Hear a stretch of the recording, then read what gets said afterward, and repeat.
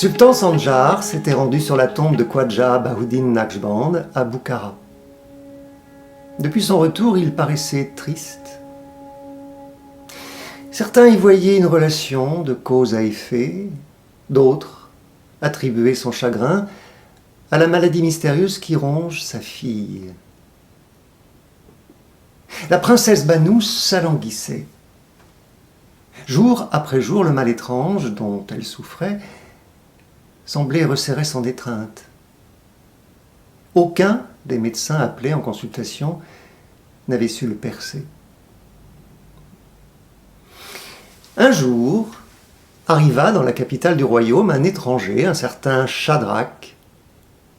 Il portait une robe verte, marchait tout courbé, se prétendait médecin. Shadrach s'offrit de guérir la princesse.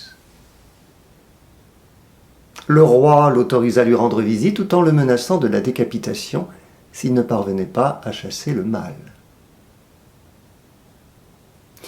Entouré de témoins attentifs, le docteur inconnu s'approcha du divan où, pâle et alanguie, reposait la princesse. À leur grande surprise, il ne l'examina pas, ne prescrivit aucun remède, mais au lieu de cela se mit à lui raconter des histoires. L'homme à la robe verte évoquait des contrées lointaines, des lieux de splendeur et de paix, des héros et des guerriers, et bien d'autres choses encore. Et tandis qu'il lui parlait, il lui prenait le pouls. Quand enfin il eut établi son diagnostic, et que la princesse se fut retirée, il se tourna vers le roi.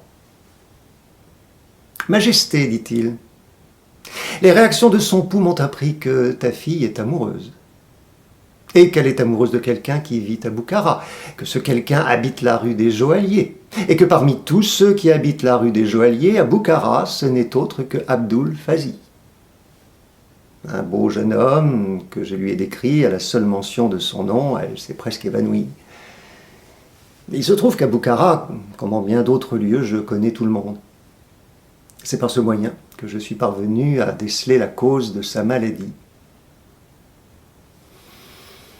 Ton savoir-faire m'étonne, dit le roi.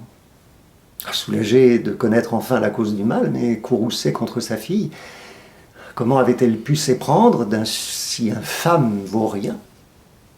Car telle était la réputation d'Abdul Fazi.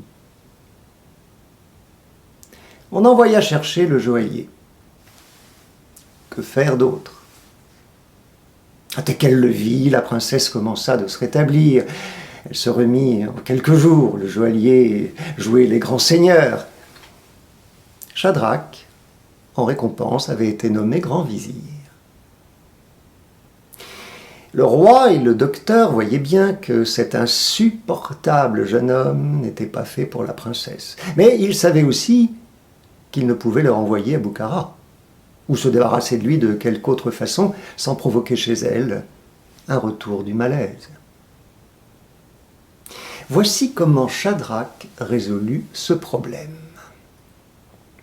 Il fit prendre à Abdul Fazi une potion qui le vieillit prématurément.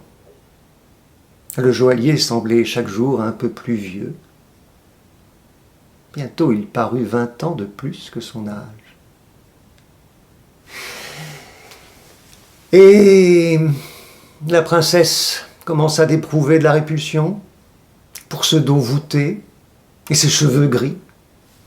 En même temps, Shadrach s'administrait une autre de ses potions, sous l'effet de laquelle il se mit à rajeunir, aussi vite qu'Abdul Fazi vieillissait.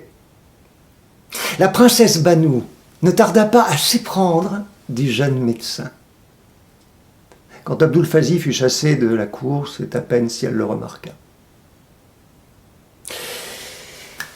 Ah, Banu, Shadrach et Sultan Sanjar vécurent heureux à jamais. C'est ainsi que, parfois, les choses évoluent, à l'opposé des probabilités initiales, selon la nature des influences qui entrent en jeu.